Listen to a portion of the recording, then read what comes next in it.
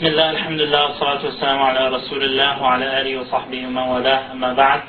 Assalamu alaikum wa rahmatullah again. First I'd like to thank the MSA here. May Allah subhanahu wa ta'ala reward you. I'm very honored to be here, alhamdulillah, and mashallah, it's very beautiful to see at the end of like a school year when you have dinners like this and you get to step back and say what you're thankful to Allah subhanahu wa ta'ala for. And it's very beautiful that out of the MSA activities, that some of the main things that you're proud of is not necessarily a lecture that you organize or something like that, but it's what you gave back to the community. And indeed, that's how things are measured. It's what benefit did you bring back to the community. My topic for tonight, inshallah ta'ala, is called Time the Precious Gift.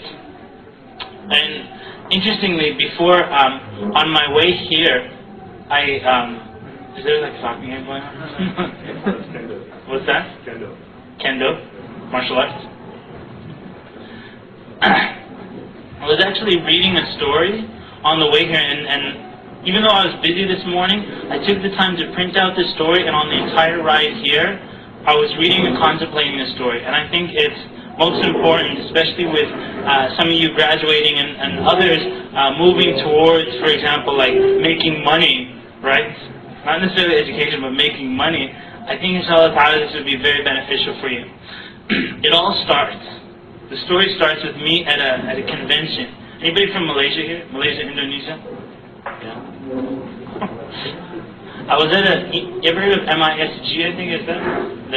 The Malaysian Students Association or something like that in the US? No? Okay, look them up inshallah. I was at their conference, and it was in the December break, I think 2002 or something like that. And at the conference, I was in just early in the morning. I went down to the gym, and there was like a TV there, because they don't watch TV, but there's a TV there in the gym room. And it was Good Morning America. Want me to speak louder? It was Good Morning America, and on TV there was a guy with a big black cowboy hat that won $300 million. Do you guys remember that guy? John Whitaker or something like that? You guys remember? No? He won $300 million. It was the biggest lottery win ever, like one single person winning $300 million, and he took it in a lump sum. I think he took 115, like the government took like half of that or something like that. He took 15 million, and he came on TV. And it's interesting because I was watching him, and I used him as an example in a lecture I think I gave later on in that day, because he said on TV that he was going to give 10% of his money to the local church. And then I thought that in Islam, gambling is haram. And even if you have a good intention, it's still forbidden in Islam. And that kind of money isn't something that Allah subhanahu wa ta'ala is happy with, even if you give. What's interesting is that this morning, I actually read his whole story 3 years later and what happened to him with the money. Because usually what people go for in life, as Allah subhanahu wa ta'ala says, وَإِنَّهُ لِحُبِّ الْخَيْرِ لَشَدِيدٌ, that he is intense in his love for, and the khayr here, that Allah subhanahu wa ta'ala is saying, as it says in the tafsir, that their love for money. And a lot of people, and actually I was speaking to a person just very recently who said his mother was very intense on him finishing his studies and doing good in studies. And then I said, is that really the issue, or is the issue that she needs you to be financially strong? And then when he thought about it, it's just about the money. And so I was also thinking that how many people are like planning to go to med school or in med school or something like that? Not too many people. We're in Canada here, right? What is it, IT or engineering that you guys are doing here? Engineering? Engineering people? IT? Arts? Okay. I was asking this question because usually when you go to a lot of places, people typically say that it's that they're studying medicine and their parents are forcing them, and they've told them things like, you're not going to get married unless you're a doctor with money, right? Have you guys heard that before? You're not going to get married unless you're a doctor with money, and they're like, become doctor first and then you get married and stuff like that. And so I'd always tell the person, I said, are you studying this? Like they said, I'm studying medicine. I would always ask them, are you studying this because your community forced you because of the money factor, or do you really love to study medicine? Like you really care for people? Because if they care for people and they want to help people, then I'll tell them, then you're in the right field. But if you're in it for the money, then you're going to hate what you're doing, no matter what you do. Whether you're doing IT, or whether you're doing arts, or if money is your goal, then you're going to hate your job. And you're actually going to be living in pain, and you're going to start saying it's not worth it, and you might take other means. Anyhow, this person, John Whitaker, he's in his 60s, and he got $300 million one shot. Came on TV, said he was going to give it to a church, and so on and so forth. The lady, and I just want to just explain basically what happened. It's a little longer, but there's an end to it that, inshallah ta'ala, I hope that you can extract your own lessons from it. The lady that sold him the ticket, she knew him very well. It's a small town in West Virginia, and she used to make $5 an hour. So when he won the lottery ticket, he said on TV that he's going to give a special gift to the lady that he bought the ticket from. And she was all excited. He came and boom, he gave her $50,000. He bought her a house, bought her a car, and she instantly became, people thought she won $1 million herself, but she didn't, but she became a celebrity. So she went from $5 an hour to her family thinking that she had won $1 million. And then right there, she lost her family in the sense that they thought she was arrogant. They stopped visiting her. Nobody started talking. Everybody was either asking her for money or they thought she was arrogant. So she immediately lost her friends. He went on TV saying that he was going to donate his money, but in reality what he did is, he said, well, I only have 10 years to live. This is my paradise, basically, so I need to live it to the maximum. And so his wife, who he'd been with for many years when he was broke and all of that, he stopped going home. And he would spend his evenings at the bar. And in fact, it was a strip bar. Women undressing themselves and so on and so forth.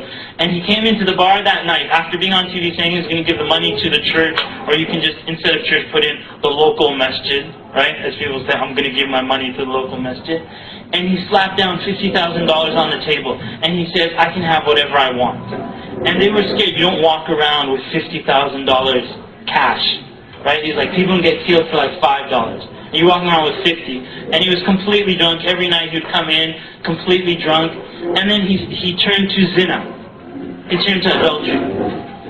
And the strip bars. And he actually, this man used to go around, this is in the Washington Post, he used to go around and in front of women's husband, he would offer them, he said, how much would it take for me to sleep with you? In front of their husbands. He said, I'll give you $10,000, I'll give you whatever. Anybody can be bought by money. And so they said in the beginning, everybody was like, hooray, the good doer, let's, make him the mayor because he has money. And then after a while, his clothes started to get all raggedy and all of that stuff. He stopped combing his hair and basically would treat everybody like dirt. And he made a statement to the effect of, he started going around saying, you don't know who I am, I'm John Whitaker, I have more money than God. And you do what I say. And the money basically, like some people say, it was like the Lord of the Rings. You know that little guy where he goes, my precious, that guy? I know you guys know that one, right? That it basically consumes him, and then he became the money. So what happened after that is that he had a daughter. His granddaughter, 16 years old, she's like, boom, this is a small town, they don't have money. Overnight, she comes in with a Hummer, she comes in with, these $70,000, $80,000 cars, multiple cars, not just one, many of them, in a high school where kids don't even have cars. And she becomes immediately hated by the whole school. And for her protection, she actually had to be homeschooled. She was taken out of the school. The people who saw her said, we've never seen a more bitter, more angrier 16-year-old girl in our life. And so she started buying friends. And actually her grandfather, John Whitaker, used to go around paying people. Do you want me to just hold the microphone? He used to go around paying people to drive her around. So she'd go in the morning, pick up a $5,000 cash from her grandfather, and then go around spending it. And so, and as people would say, her car was basically a junk pile of pop bottles, CDs, electronics that are ripped up, and so on and so forth, and cocaine and drugs, and she basically went into drugs, and she's 16 years old. So people were divided amongst her. Anyhow, as it continued, she had, I think, 2 boyfriends. One of them left her, and the other one said, no, I'm in it for the money. And he went everywhere with her. He comes home one day to his father crying, and he's on drugs, and he says, the little girl's name is Brandy, she's 16 years old. He says, she dumped me. And he's crying. And the father's like, you don't need her, we'll get you a good job, and so on and so forth. But he has to go from all that money to $5 an hour. A few months later, he disappears, and they find him dead at Brandy's house on a drug overdose. This is a real story. These are real people. And some of you already raised your hands, you know who these people are.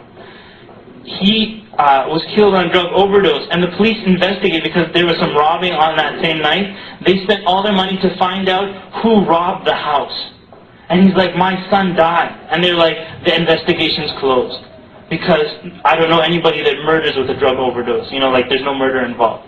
But they wouldn't investigate who gave him the money to buy that much cocaine. And what's interesting even after that is that, and there's other parts of the story, the different people's lives that were ruined, the whole community and what happened to them. And he initially had started a foundation to donate, but everybody would come up to him and shout at him saying, give me money, I'm poor, until he closed down his foundation. He stopped giving the charity out to people and closed his house down and had security and all of that stuff. The church, which was just like a small bench church where he said, I'm going to give my money to the church. He built this huge church, and it was fancy, it had all the gadgets, but it was called, I think, the Powerball Church, like the lottery church. And no one wanted to go there. And it became abandoned, because they said, this is like the symbol of the evil that's happened to our city. And so the priest in that church is just giving his sermons, and no one's coming to it. A couple of people were arrested trying to rob him and so on. You can go and read the story. In the end, his daughter Brandy, she just went missing, and then they found her body dead as well, wrapped up in a body bag, drug overdose, and she was also killed. And so 2 of these, his own granddaughter was killed, and then his wife, when they actually interviewed her later, she said that I wish the day that he had won the lottery, that I had immediately ripped up that ticket. And that this never happened. Because of all the pain and all the destruction that it went through. And the reason that I'm sharing this with you is that a lot of us, when we ask the question, what's time and where are we spending our time? Because as the topic for the lecture is time, the precious gift. The problem is that a lot of people will spend their time, but it's in the path of making money. And so what I wanted to show you is the ultimate end. Because Allah subhanahu wa ta'ala is telling us, that if that's your goal, then this is where it's going to end at. This is where it's going to end. And Allah subhanahu wa ta'ala in the Quran gives us the story of Qarun. إِنَّ قَارُونَ كَانَ مِنْ قَوْمِ مُوسَى فَبَغَى عَلَيْهِمْ. It's interesting, Qarun is a story in the Quran about a man who used to make dua, used to pray at the time of Moses alayhi salam. He used to pray for money, and Allah blessed him, as a lesson for everybody else. Blessed him with the money, but then he took the money and forgot Allah subhanahu wa ta'ala. Forgot everything else. He said, it was my education, all my knowledge, all my business. He had so much money that these people, even the keys to the treasure chest, they had to get these huge bodybuilder type guys to carry the keys. That's not even the treasures, it's the keys to the treasures that are so heavy that the people can't carry. Allah subhanahu wa ta'ala mentions in the Quran that when He said this, the regular people, just like you go down these famous, I think each city has their special part of the town where the rich and famous live, right? Rodeo Drive or something like that. And when people drive down that, they're in the wrong area. If you don't get a ticket just for being in the area because your car is too shabby or something like that, you'll be looking around left and right, and you might be saying to yourself, I wish I had what they had. I wish I had what they had. And this is what Allah subhanahu wa ta'ala says in the Quran about these people. When they saw Qarun, they said to him, Ya layta lana mithla ma utiya Qarun innahu ladhu hazzin azim. They would say that we wish Allah would give us what He gave Qarun, that it's such a great thing that he's been given. But those who were given knowledge, and this is the key, because I'm actually, inshallah ta'ala, trying to save you of many years of hardship.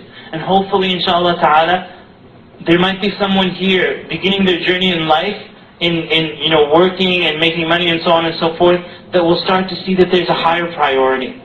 More than the making of the money, and something that will make the money sincere to Allah subhanahu wa ta'ala.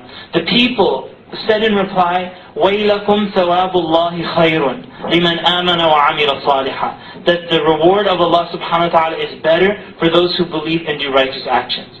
And so just like you see people, just like you've been spending these nights, for example, studying for exams. I know there's one brother here who has an exam tomorrow, right? There's still exams. Not all of you actually finished your exams. But you'll spend the night awake. And if you ever tell yourself, and this is a reminder for me, a reminder for you, if you ever tell yourself, I can't get up for Fajr, realize that you're staying awake in order to get a degree, in order to get a job, in order to get money. You can do it. But it comes from the inside. And that's where the priority has to be to Allah subhanahu wa ta'ala first. You can do it. Getting up for Fajr, getting all your prayers in line, and then success comes from there. As Allah subhanahu wa ta'ala, in the adhan we see Allah subhanahu wa ta'ala saying, Hayya ala al-falah, come to success. So if everybody can stand up for a second. Stand up.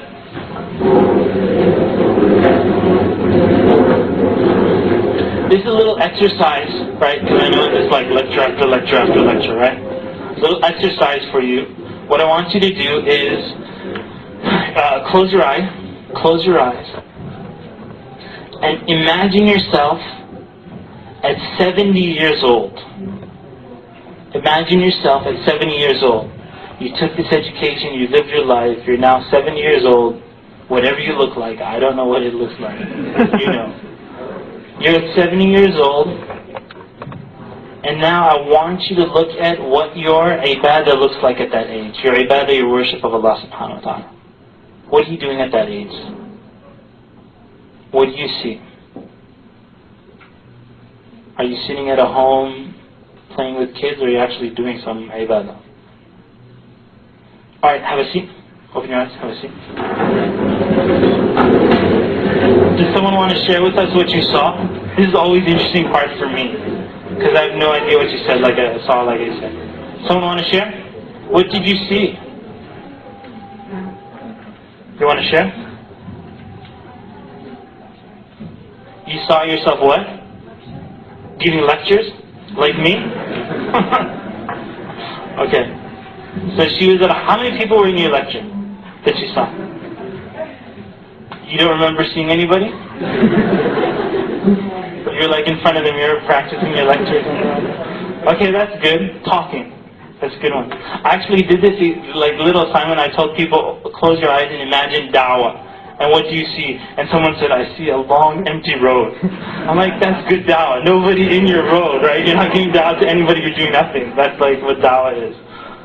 Anyhow, someone else want to share? What did you see? I need one more person. Come on, you're in university, you like to talk. Yes? I was standing in the open with a sunny day, and I was thinking about what I've done with my life. You were you alone? Yeah. Was it desert or was it like a snowy? It was green. It was green? So it must not have been Canada, right? It was, no, there's green stuff in Canada, I admit. Okay. The reason, someone else? Yeah? You weren't alive. You had died many years before then. That's good, because some of you already think you're going to be alive at that time, which might be a delusion right there, that you think you're going to be alive at that time. It's interesting that a lot of us, right? I haven't done this experiment too much, and that's why I actually wanted to gather your feedback. But my theory and my assumption is you might not have seen yourself doing amazing ibadah. Most likely. It might have been like you were at the masjid once a day, or, doing a lecture here and there. And this is like the end of your life after all these years. And what's scary or happy, depending on what you saw, is that what you just saw, that image, you're unconsciously moving towards that. You're unconsciously moving towards that. So if you didn't see yourself doing great ibadah, you're actually in the car driving towards that image. If you saw yourself old and brittle and sitting in a chair, you're moving towards that image. And you've unconsciously decided that's where you want to go. And as Allah subhanahu wa ta'ala says, فَأَيْنَ تَذْهَبُونَ? Where are you going? And now, you have to realize that with all of this time, the first priority has to be fixing your connection with Allah subhanahu wa ta'ala. Fixing your connection with Allah Azza wa Jal, and that starts with the fard. It starts with the shahada, and the salah, and the zakah, and the sawm, and the hajj. All of those things, and then the things underneath that. Because Allah subhanahu wa ta'ala tells us in the Quran that there's going to be two times in our life where we're going to regret, the time that we've wasted. And it's interesting that a lot of people, when they come to the end of their university years, it's a time to reflect on how they spent these years. And actually look back and say, I wish I had gone to more halaqas, or I wish I had gone to less halaqas, or something like that.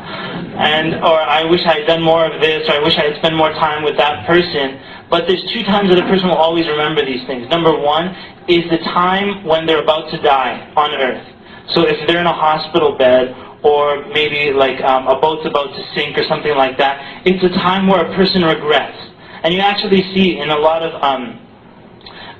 in the pop culture, there will be all these songs and entertainment things, but usually one of these entertainers will have a death happen to them in their family. And then they'll make a song or something like that, or a poem about, I wish I had the chance to say goodbye. I wish I had done this, I wish I had done that.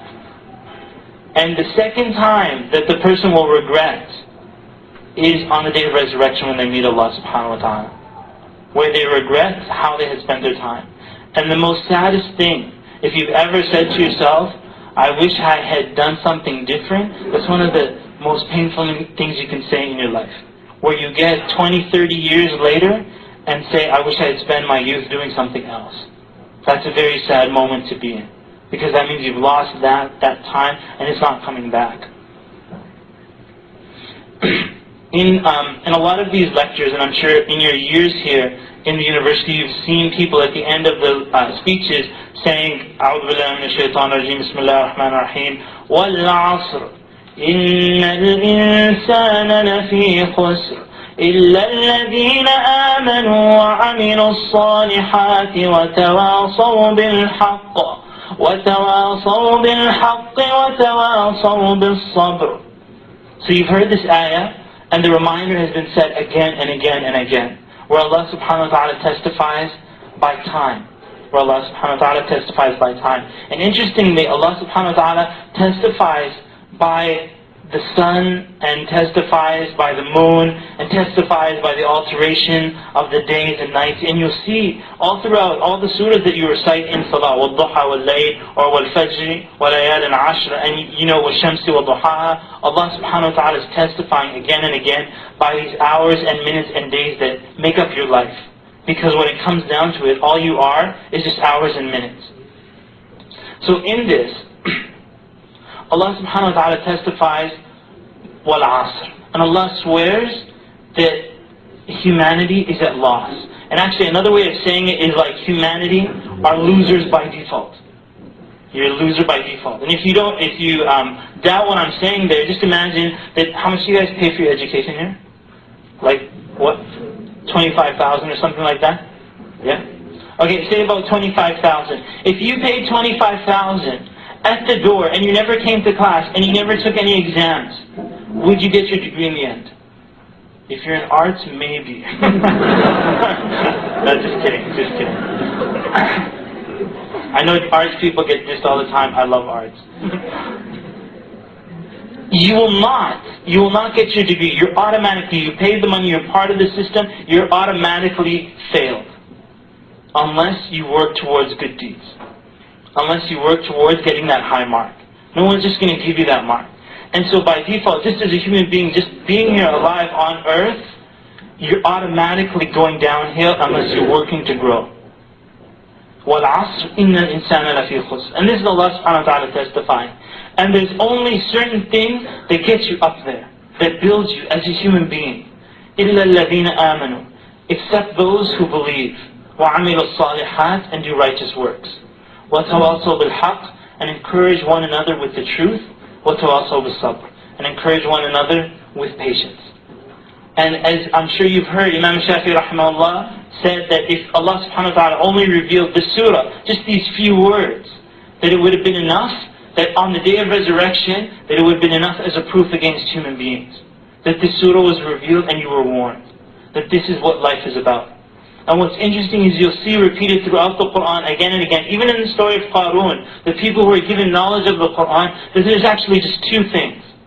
That if you did it, you would have an amazing hereafter and amazing life on earth. And that is Iman and Amal Salih. إِلَّا الَّذِينَ آمَنُوا وَعَمِلُوا الصَّالِحَاتِ, except those who believed and do righteous deeds. And with those two things, if you carried that, Iman and righteous deeds, Iman and righteous deeds, your belief in Allah subhanahu wa ta'ala and the Messenger sallallahu alayhi wa sallam, and then you lived a life of righteous deeds, you would have success in this dunya and success in the hereafter. Now, on the opposite side, with all of this talk, what's actually interesting is that a lot of how we spend our lives is spent in things that aren't important, aren't urgent, right? It's not important that we're doing it, it's not urgent that we do it, but if you spend your time doing things like that, then your life, which is made up of these hours and minutes, becomes wasted. So you might come many years later and say, I haven't done anything. Why? Because you spent your time, or I spent my time, on things that weren't important to do and they weren't urgent to do. This doesn't mean that you have to basically do only serious things. That doesn't mean that. What's interesting in the story of Qarun's story was actually similar to John Whittaker's story. That he was given this money and then destroyed because of the money. The people who had knowledge, they said to him, don't don't do all this and all of this corruption on the earth. But they said the same, they said, وَلَا تَنْسَ نَصِيبَكَ مِنَ الدُّنْيَا. Don't forget your slice of life, basically, or your portion of the life. And so when you put your priorities straight, first things first, you put your priority first, that it's to Allah subhanahu wa ta'ala. Your worship of Allah azza wa jalla. And when I say worship, what typically comes to people's mind is salah. And that's a key. But worship is everything that Allah loves. Whether it's a statement that you say on your tongue, or it's an action, whether you do it outwardly or inwardly, externally or internally, as long as it's something that Allah loves, it's considered ibadah. So when the brother up here said, the collecting of the money for the tsunami victims, that was ibadah. That was worshipping Allah subhanahu wa ta'ala. The distribution of food to the needy was ibadah, was the worship of Allah subhanahu wa ta'ala. Even as he said it, I was saying to myself, not too many people realize that that really is the true message of Islam. It's to help the people. And that's in the core, that's the essence of what Islam is here for. It's just that not too many people know that. And that message doesn't get around too far. It's usually, it's nice to do a food bank, or it's nice to do, but they don't realize that that's why we're here. Is to take care of the other creations of Allah subhanahu wa ta'ala. And so in conclusion, inshallah, I want to give you some tips. I want to give you some tips, bi'idhnillah, for those of you who are graduating, and for those of you who are still got some time in this in the institute and moving forward, inshallah. Idhnillah, that if you just apply some of these tips, and you don't necessarily have to apply all of them, but just apply some of them, inshallah ta'ala, you'll be driving in a whole new direction. So from the beginning, as you know, that if you ever get in your car and you don't know where you're going, what are the chances of you arriving there? What are the chances? Someone give me the chances, mathematician. If you don't know where you're going, what are the chances of you arriving? What are the chances? 2%? You're obviously not in math. Yes? 100%? Okay. It's actually, you can say 100% or you can say 0%. No, you're going nowhere, so you're gonna arrive. Okay. If you're going nowhere, then you're already there. Right? Basically. And subhanAllah, this is interesting. When I was in grade school, whatever they call it, in Winnipeg, we had this little student planet. And there was a quote that I never forgot. It says, whoever aims for nothing hits it with remarkable success. Whoever aims for nothing hits it with remarkable success. Meaning you're aiming for nothing, you're going to hit it 100%, which is nothing. And so, and it's actually not true, because you are going to hit something. And what you're going to hit is what you saw in your unconscious. what you assume this is what ibadah means at 7 years old, or this is what life is like. It's in your unconscious, and you are driving towards it. It's just unconscious because you're a human being. You are going to drive towards something, and you're just going to be pulled in the direction, and you won't choose your direction. So what I'm telling you now is open up your brain map quest. Right? Click it, and then it actually forwards to a website called Surah Al-Baqarah, Breach of Covenant, the Maghrib Institute class. The map. And the amazing thing that I saw in the Quran, right from Surah Al-Fatiha, right from the beginning of the Quran, that it tells the person where you are, where you stand in life. A lot of us think, I'm a believer, right? I'm a believer. Say it, I'm a believer. But are we really believers? Are we really? And right from the beginning of Surah Al-Baqarah, Allah divides the people into 3 categories. Believers, mu'minun, disbelievers, kuffar, and the third one is munafiqun, is hypocrites. And what's interesting is when you go through the characteristic of the hypocrites, it's very scary. And we just assume that we're believers. But that might not be the case. And one way to measure that, just straight up, is how good our fajr is. And that'll tell you right there a little measure of whether we're believers or not. The Prophet ﷺ said that the hardest salah on the munafiqun are salat al-fajr and salat al-isha. And so if there's a problem with salat al-fajr, then you need to register for that class, inshallah. Anyhow, you have to know where you are. If you go into a mall and you see, like it says, where all the stores are, and you're looking for Laura Secord, or you're looking for some other store, right? And you find Laura Secord, you'll never make it there unless you actually look for one thing before that, which is that little red dot with a line that says you are here. Because the map means nothing unless you know where you stand. You have to know where you are on the map first, and then you have to know where you want to go. You want to go down here, and where you want to go is Jannah, right? Take a right, and then take another right, and take another right, until you hit Jannah, right? At full force, not slowing down, until you just keep going right, until you hit Jannah. And that's your destination. You know where you are. Where you are is taught by the Quran. If you've ever tried to find where you are somewhere else, you've gotten the wrong message. And what's scary is if you don't know the Quran, you haven't read the Quran, or you only know a couple of the small surahs, you might not know how to get there, or where the destination is, or where you stand. And then after that, the process. How do you get to Jannah?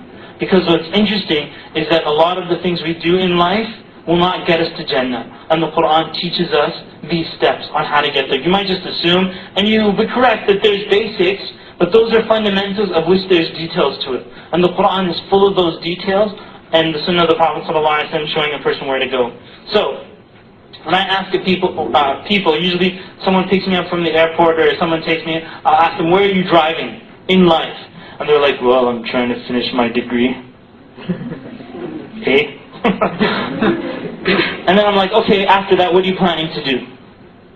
I don't know. Get a job. Okay? And then usually when someone says that, what's interesting is that, and I'm not talking about anybody specific, by the way. Usually when someone says that, what they might find is that when they actually go into the job market, they'll find that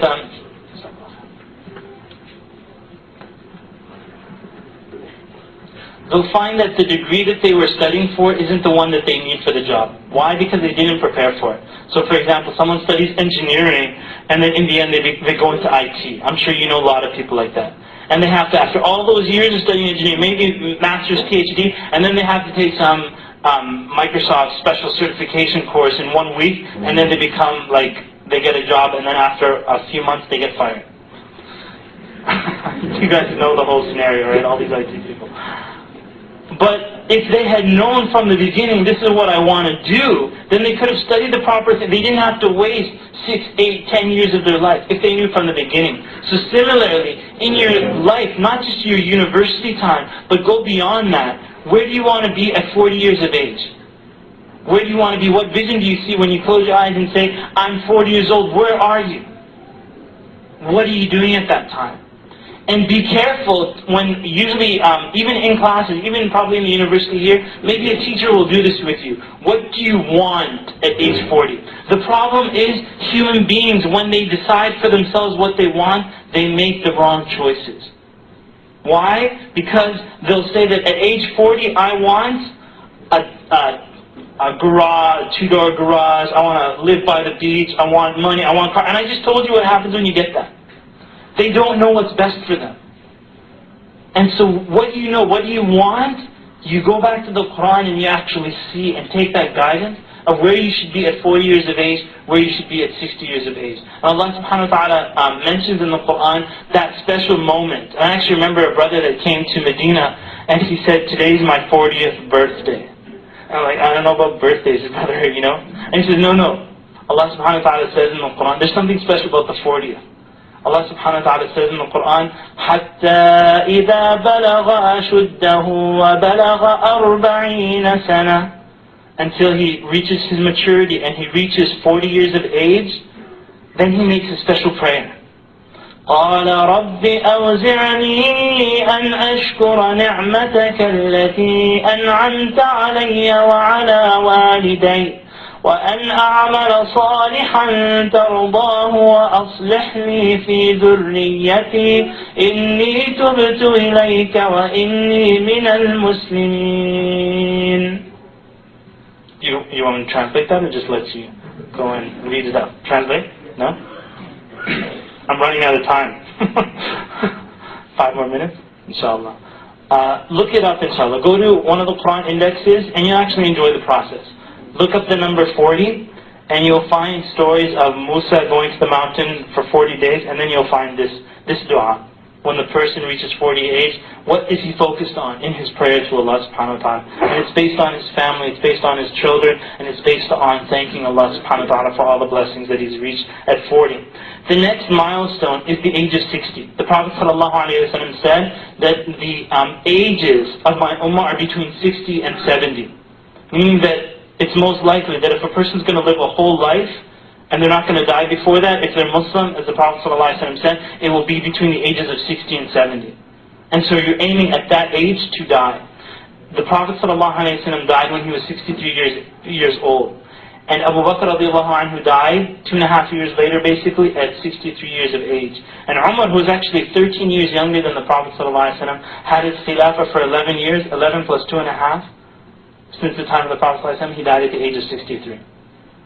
3 in a row. They all died at the age of 63. Radiallahu anhum wa sallallahu alayhi wa sallam.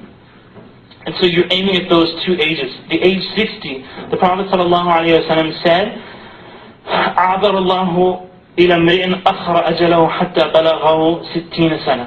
Which basically means that if you reach 60 years of age and you haven't led a righteous life, there's no excuse after that. Meaning that Allah subhanahu wa ta'ala gave you 60 years on this earth. You've seen all the reminders, you've been to all the halaqas.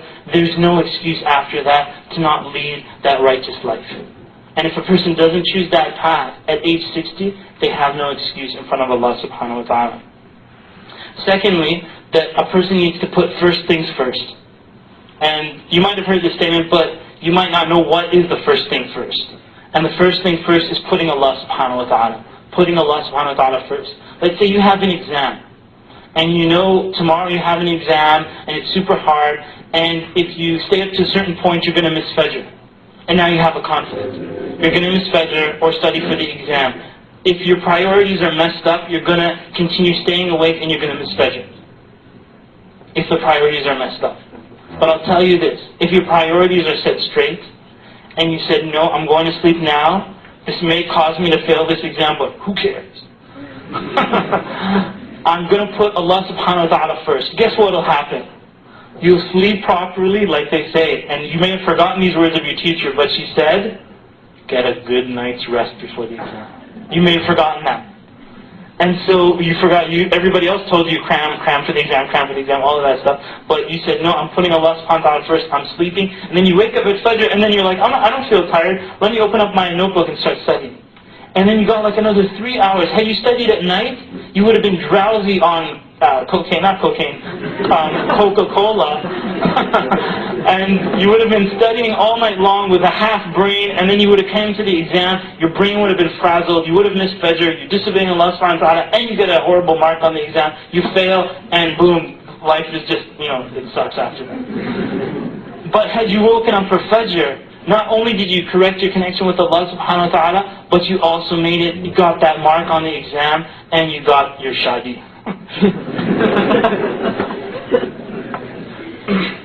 And you know what's interesting about this? I was once on the computer, and I was holding my daughter, and she's the computer screen. You know how all the distractions of the internet and the computer.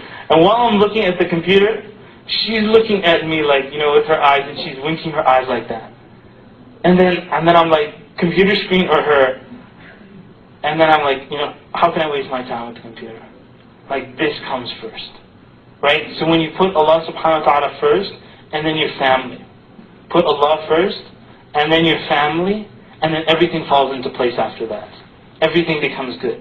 But switch it around, and try to put your pursuit of money above Allah and above your family, and you're on that path to hellfire. If it comes before. Because everything's going to mess up, and it just builds from there. Thirdly, if you've ever tried to start a diet or something, I know you guys are in university, you've tried lots of diets. How many people have read about a diet? Read about diets, Atkins and all of that stuff. As soon as you read the diet, what it tells you is that your whole life up until now, you need to trash. You need to throw it all in the garbage. Everything you used to love as a child is junk. And your life has to change from now on, right? In general. And the diets that don't work tell you you can eat what you want, kind of thing. What I'm telling you, that's with regards to your physical health. With regards to your spiritual health, with regards to your time, everything that you might be doing up till now needs to be trashed.